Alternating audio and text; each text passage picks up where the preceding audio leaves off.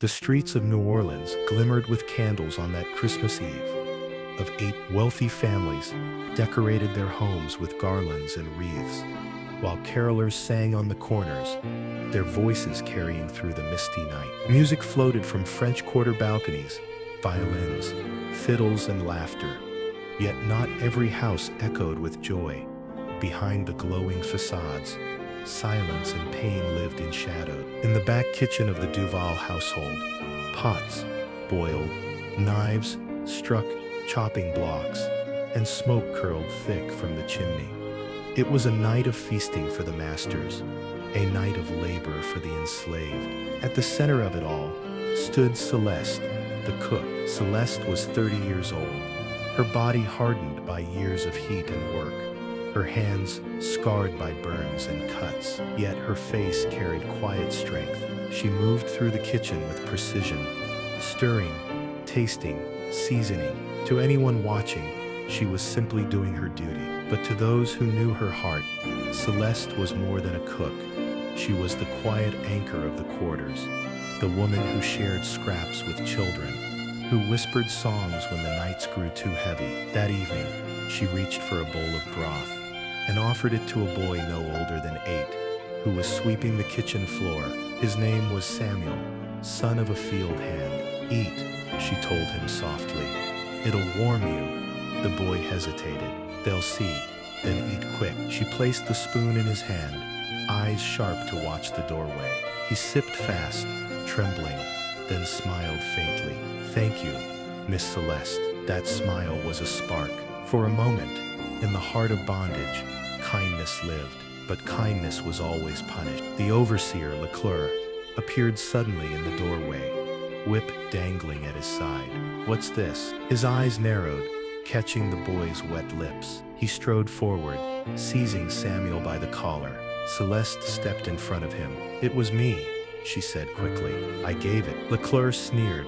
"And who told you to waste the master's broth?" He shoved Samuel aside, raising the whip high. The boy stumbled, cowering in the corner. Celeste braced, waiting for the lash, but it did not fall. Instead, Leclerc leaned close, his breath sour with wine. "One more act of defiance," he whispered, "and I'll see you stripped in the square." He turned and left, dragging the door shut behind him. The boy stared wide-eyed at Celeste, tears on his cheeks. She touched his shoulder. "Steady. Go," she whispered.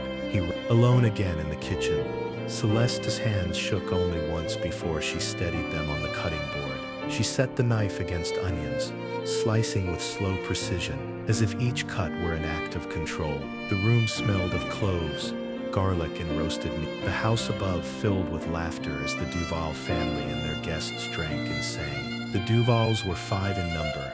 Henri Duval, master of the estate, his wife Marguerite, pale and sharp-tongued, their sons Augustine and Lucie, both grown men with appetites as cruel as their fathers, and little Colette, a daughter of 12, who mimicked her mother's disdain, though her hands were still soft with youth. To the city, the Duvals were respected. They owned sugar fields stretching miles upriver, ships that carried goods to Havana, and slaves counted in the hundreds. They gave donations to the church, dressed in silk for balls, and held grand dinners that drew politicians and priests. But to Celeste, they were thieves of breath, breakers of bodies, devourers of joy. Her own story bound her tightly to theirs. Once, she had been promised freedom. Henri himself had told her so. 5 years earlier, she had been allowed to marry Louis, a blacksmith enslaved on the same estate. "Serve well and I'll see papers written," Henri had said. "A Christmas gift for you both." They believed him. For months they dreamed of a life beyond the fields. Louis working iron in town, Celeste cooking for pay, children born into freedom. They whispered of saving enough to move north, where laws might shield them. But freedom never came. On the very Christmas Eve when papers were promised, Henri sold Louis to a trader, bound for Mississippi. Celeste never saw him again. Word reached her months later. Louis was beaten to death for refusing an overseer's command. That night, Celeste had stood by the hearth, hands black with ash, her chest hollow. The masters had laughed in the parlor, glasses raised high, while her world burned. From then her silence became armed. She obeyed, she cooked, she endured, but inside a wound never closed. Now 5 years later, on another Christmas Eve, she cooked again for the same family who destroyed her life. The irony was bitter. The kitchen filled with scents meant to delight them. Roasted goose, candied yams, sweet rolls brushed with honey. Her hands moved with skill, her face calm, but her heart remembered Louis's blood. By evening, the dining hall was set. Candles lined the table, silverware polished, glasses gleaming. Guests arrived in carriages, boots stamping on the porch. Music swelled as the Duvals welcomed them. Henri boasting of his land, Marguerite praising her linens. Augustine and Lucien strutted like roosters, laughing too loud. Celeste stood at the doorway, tray in hand, invisible to all but the servants. She watched as Samuel, the boy she had fed, was ordered to polish shoes by the fire. She saw Marguerite's hand strike another girl for spilling a drop of wine. She heard Henri speak of selling unruly stock come January. Her jaw tightened, but her face did not change. She carried the tray forward, set dishes down, poured wine. She moved like shadow, unheard, unseen, yet every step pressed deeper into her chest, a rhythm of memory and grief. Outside, church bells rang across New Orleans. Voices sang of peace, of holy nights, of goodwill. But in the Duval house, the feast was built on chains. And in the kitchen, Celeste's silence grew heavy, as if waiting for breath. The bells had long since faded, yet the echoes of their sound still clung to the air. As the Duval feast stretched into the night, the dining hall roared with laughter. Glasses clinked, dice rattled across polished wood, and voices rose in songs, half remembered through wine. Celeste moved like breath between rooms, carrying dishes, pouring wine, and answering the constant demands of masters and guests. Her silence was her shield, her steps soft on the floorboards, her hands steady no matter how much weight they bore. Yet each step carried her deeper into a storm only she could hear. The Duvals were restless in their pleasure. Henri shouted to his sons, boasting of profits from sugarcane. This year we doubled the yield. New hands from the coast, strong as oxen. His voice carried like a trumpet, proud and cruel. Marguerite leaned toward a visiting lady, whispering with a smile sharp as a blade, "I had to dismiss another maid last month. Too slow, too clumsy. One must maintain standards." Her fan fluttered, hiding her smirk. Lucien sprawled near the hearth, boots on a stool, eyes fixed on the young servant girls moving through the room. His grin followed them like a shadow. Augustin, red-faced with drink, slapped his brother on the back and told a vulgar story that made even some guests shift uncomfortably. Through it all, Reverend Broussard, a local priest and friend of the Duvals, sat nodding in approval. His voice rose in blessing when glasses were raised, his words sanctifying the wealth before him. The Lord rewards those who labor faithfully in his vineyard. He did not glance at the servants who labored without reward, whose names were written not in scripture but in ledgers. Celeste caught Samuel again in the corner, polishing boots with trembling hands. He glanced at her once, his eyes wide with hunger. She moved past him without pause, but when she returned to the kitchen, she slipped him a crust of bread wrapped in cloth. He clutched it tight, hiding it under his shirt. Estelle, another servant woman, whispered sharply when she saw, "You'll bring the whip down on yourself." Celeste met her gaze. "Better me than him." Estelle said no more. She understood. The kitchen was alive with heat. Pots bubbled, roasting pans hissed, knives struck boards. Servants hurried in and out, carrying trays, washing dishes, fetching wine from the cellar. Celeste commanded it all without raising her voice, each task flowing through her hands. Her calm presence steadied others, though none dared linger near her too long. Her silence was heavier than words. Leclerc, the overseer, entered once, whip coiled at his side, eyes sharp. He circled the room like a wolf sniffing for weakness. "Faster," he barked at a boy carrying a tray, "or I'll see your back striped." When his gaze fell on Celeste, he smirked. "You cook well, woman. Master Henri says you've the touch of a French chef. You should be grateful." She kept her eyes on the pot, stirring slowly. "Yes, sir." He stepped closer. "Gratitude keeps you alive." He let the words hang before striding out again, the sound of his boots loud against the floor. Celeste's hand tightened on the spoon until her knuckles whitened, but her face stayed still. She stirred once more, then lifted the lid of another pot, letting steam rise to hide her expression. Back in the dining hall, the feast grew loud. Augustin had overturned a glass, and Lucien laughed until his face was red. Henry called for music, and one of the servants was ordered to fetch a fiddle. The melody rose, shaky at first, then strong, filling the house with rhythm. Guests clapped along, stamping feet on polished floor. Marguerite scolded a maid for bringing wine too slowly, striking her across the cheek with a jeweled hand. The girl did not cry. She bowed and hurried back toward the kitchen, her face flushed with shame. Celeste saw her enter, eyes downcast. She placed a hand briefly on her arm as she passed. No words, just touch. It was enough. The girl straightened her shoulders slightly before returning to her work. Hours passed. Outside, the city streets grew quieter as families gathered at their own tables. Inside the Duval house, the noise did not fade. Henry grew louder with every cup, his sons bolder, Marguerite sharper. The servants moved like shadows, their presence essential yet unnoticed. Celeste continued her work, her silence wrapping her like a cloak. But in her silence lived memory. Louis's laughter, his promises the night he was torn from her. She remembered the way Henry had smiled when he sold him, as if it were nothing but a business transaction. She remembered hearing later of his death, her heart breaking in the dark while the masters feasted above her. Each plate she set down, each glass she filled, each dish she returned to the kitchen, pressed that memory deeper into her chest. The rhythm of her movements was steady, but her heart beat in another rhythm, one that did not belong to servitude. The night wore on.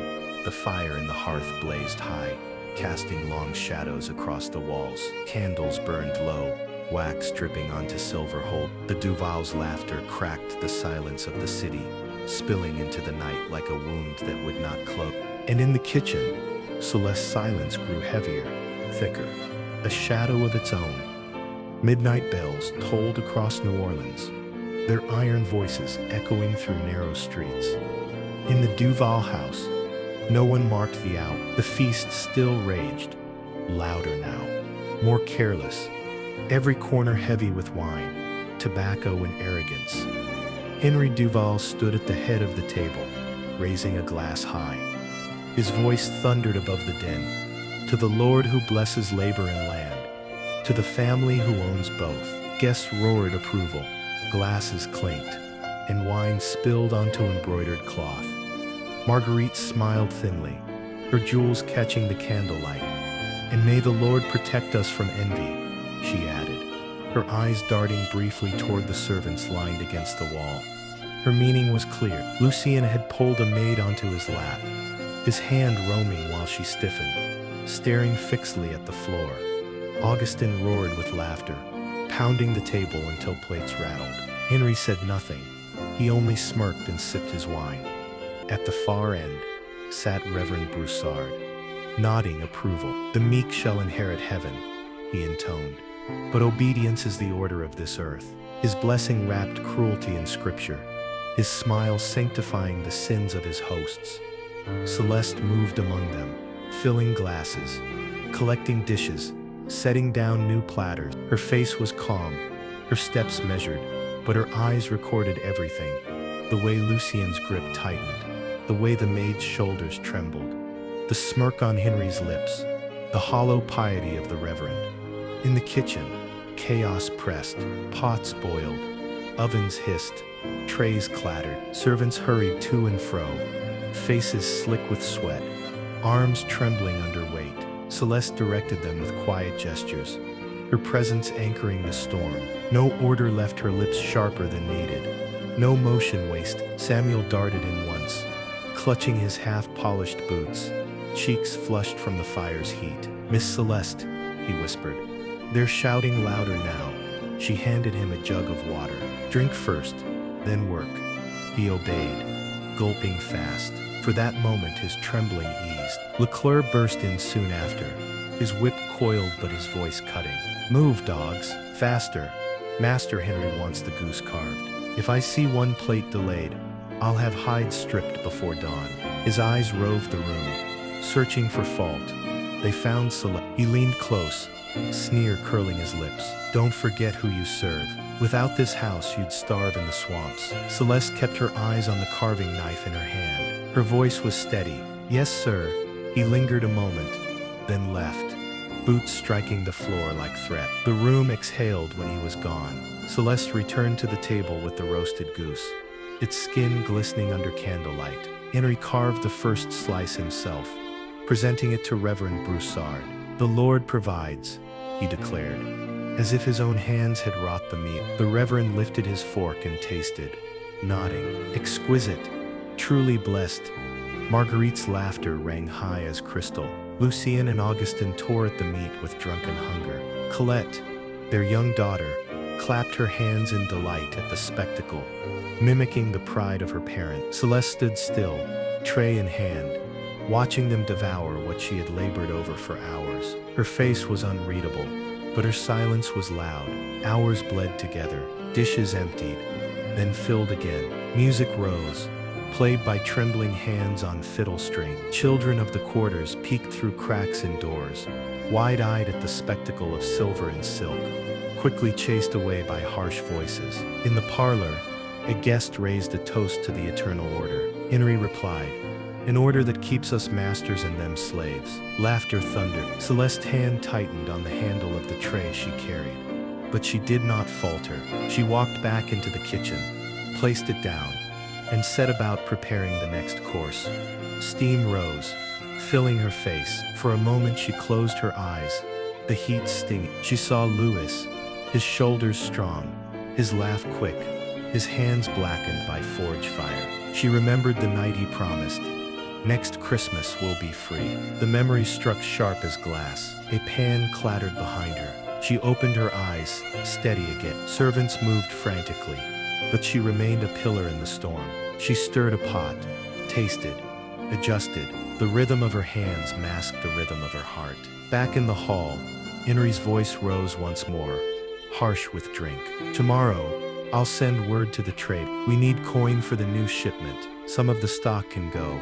Marguerite nodded. Yes, sell the carter boy. He's grown too bold. And the seamstress, her eyes wander. Best to be rid of her. Their words were cold, casual, spoken as if arranging flour. Celeste heard them when she returned to collect plates. Her jaw clenched, her steps slowed, but she did not speak. She moved among them as shadow, her silence hiding the storm within. The night pressed deeper. Candles burned low, wax pooling. The fire roared in the heart. The Duvals laughed, sang, and drank, their voices filling the house. And in the kitchen, Celeste worked still, her silence heavier with each breath.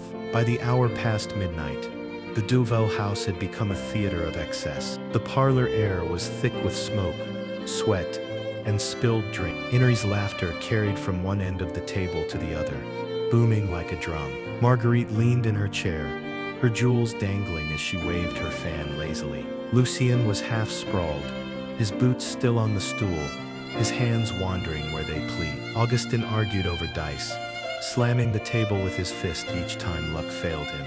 The servants were stretched thin. Some carried trays of wine, others cleared dishes, others fanned the fire, as ordered.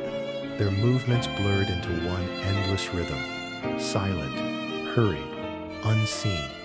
At the center of it all was Celeste, her back straight, her hands never still. She entered with another platter of sweet rolls, brushed in honey. The smell filled the air, rich and warm. Henry clapped his hands. Ah, Celeste, only you can make bread rise so well. My compliments. His words were not gratitude, they were possession, like praising a prized hound for its tricks.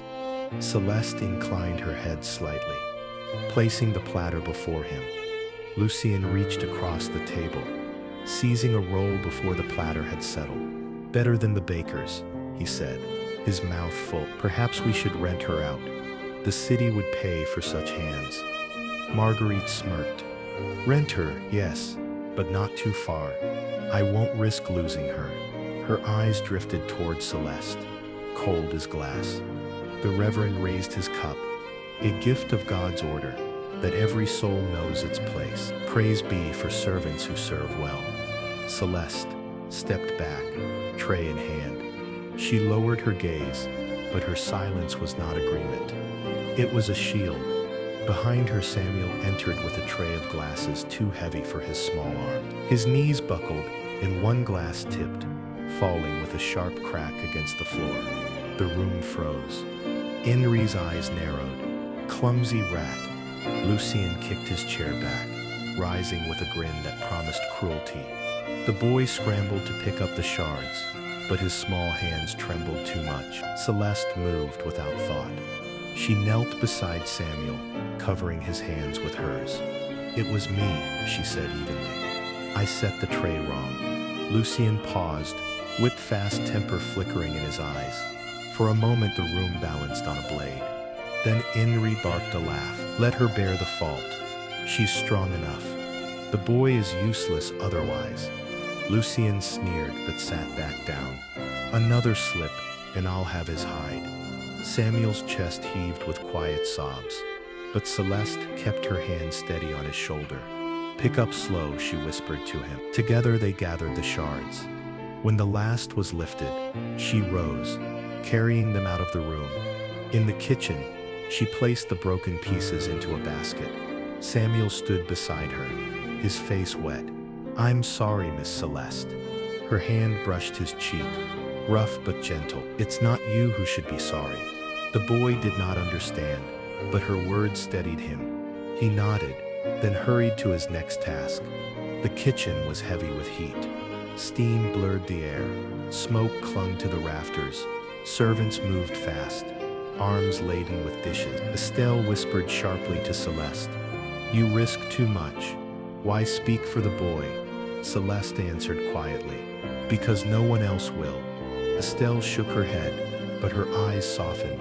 The noise from the hall surged loud. Augustine's shouts mixed with Lucien's laughter.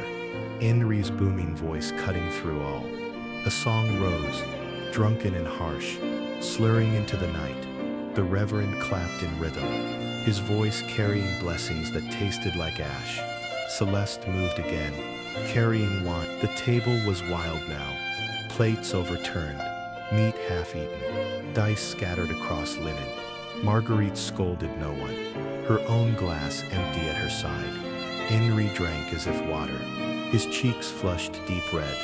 "Another toast," he demanded, "to the Duvals. May we rule forever." The guests raised their glasses, their voices loud as thunder.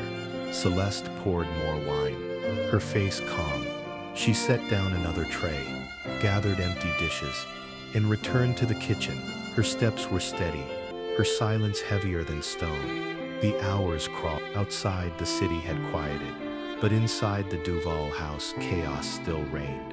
The fire roared in the hearth, casting shadows across the walls. Candles burned low, dripping wax like blood.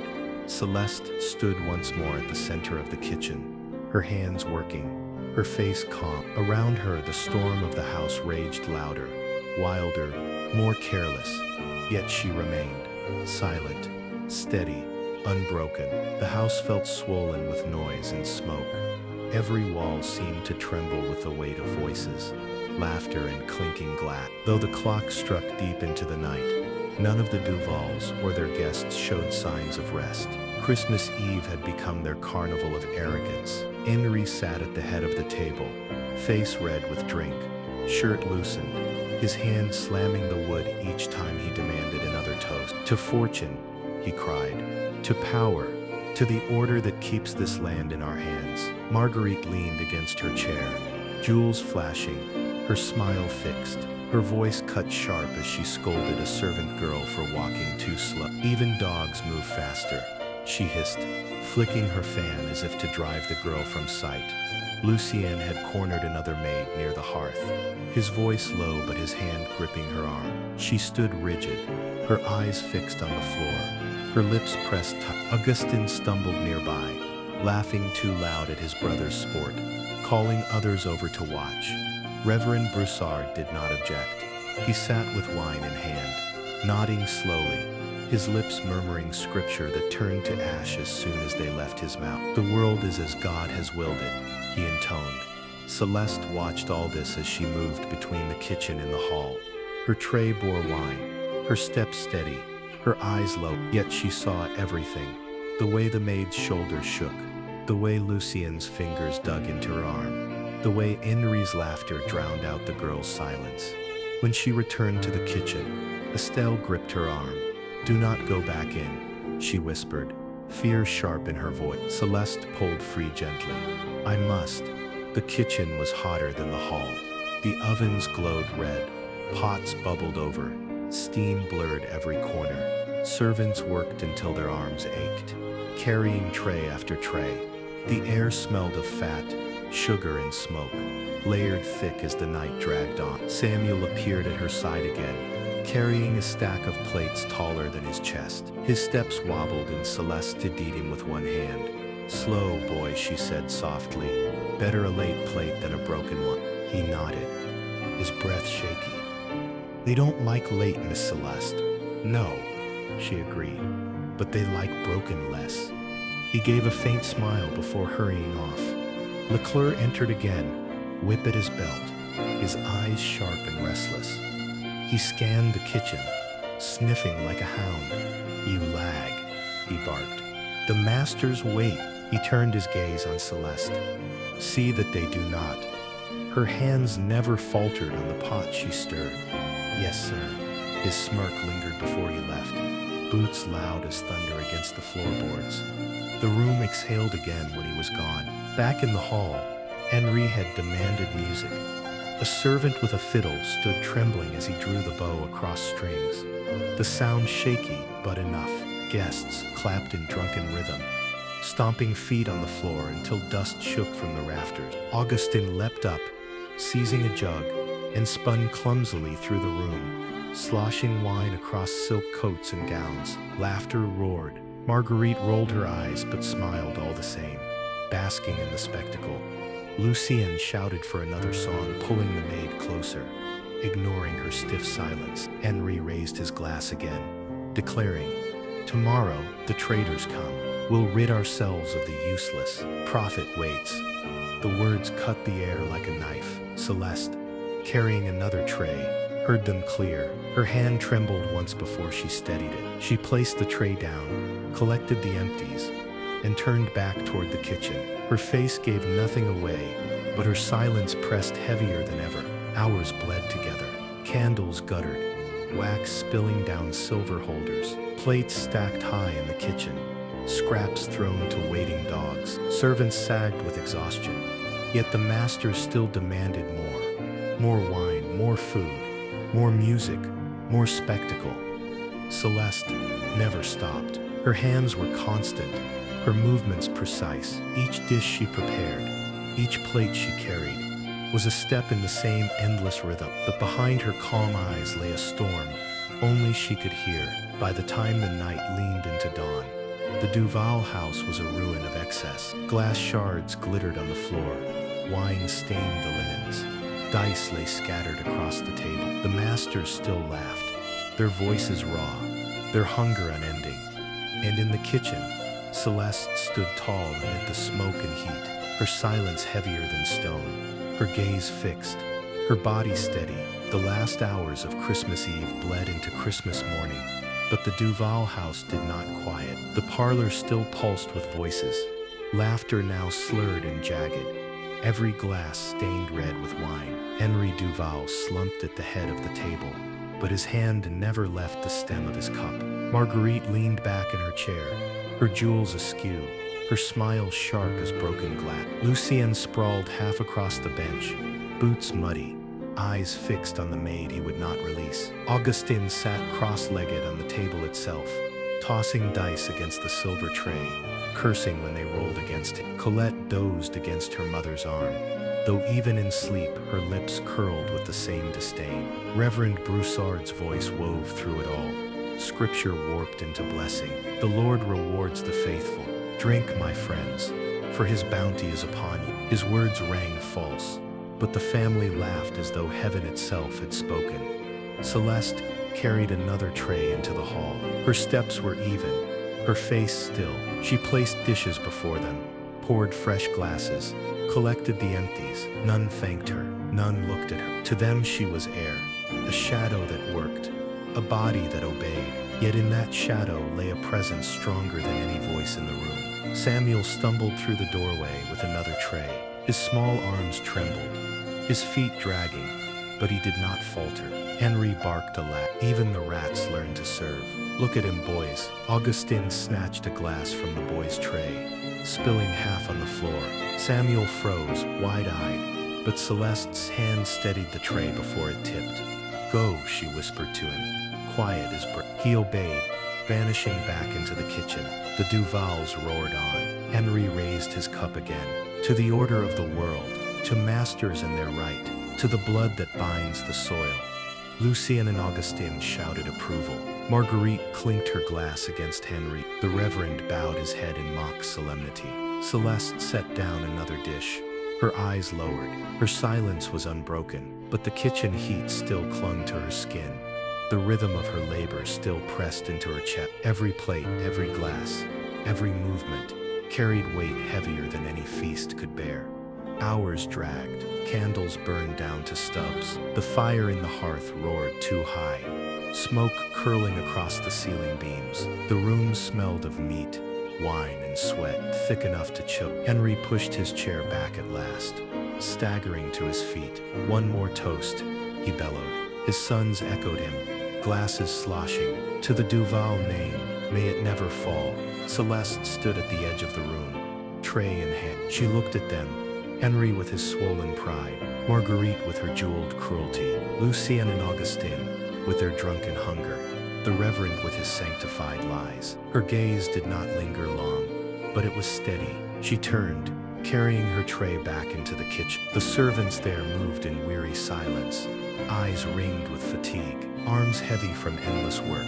Samuel slept curled in a corner, bread crust still clutched in his hand. Estelle stirred a pot with trembling fingers. Celeste set down her tray. Her hands were calm, her body upright. Around her the house shook with laughter, music and drunken shouting. But she was still, as if carved from stone. When she returned once more to the hall, the table was chaos.